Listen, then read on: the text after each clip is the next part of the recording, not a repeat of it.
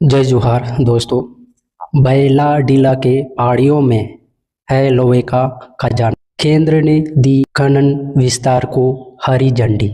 आदिवासियों ने शुरू किया हार पार का विरोध। दंतेवाड़ा छत्तीसगढ़ के बस्तर संभाग में स्थित बैलाडीला की पहाड़ियों से अब और लोहे की हायस निकाला जा सकेगा। केंद्रीय पर्यावरण, वन और जलवायु परिवर्तन मंत्रालय विशेषज्ञ समिति ने दंतेवाड़ा जिले के इस वन क्षेत्र में खनन विस्तार के प्रस्ताव को मंजूरी दे दी है। इस फैसले के तहत national mineral development corporation NMDC को 867.92 हेक्टेयर वन भूमि के उपयोग की अनुमति मिल गई है। अब एनएमडीसी का वार्षिक उत्पादन 11.30 मिलियन टन से बढ़ाकर 14.50 मिलियन टन प्रति वर्ष हो जाएगी। इसके अलावा वेस्ट उत्खनन की क्षमता में बढ़ोतरी की गई। सरकार के इस कदम से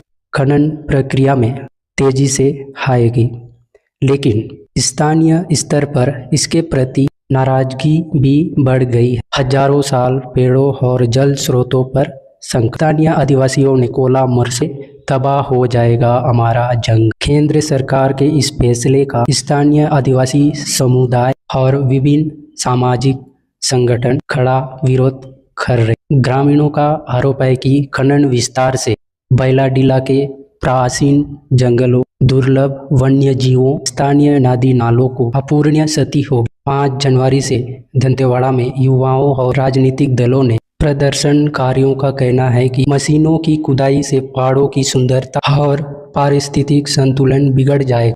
आदिवासियों के लिए केवल संसाधन नहीं बल्कि उनकी आस्था का केंद्र भी है। जल स्रोतों के सूखने पर हजारों साल पेड़ों की कटाई की आशंका ने इस विरोध प्रदर्शन को और भी उग्र बना दिया है। आगे और तेज हो सकता है आंदोलन।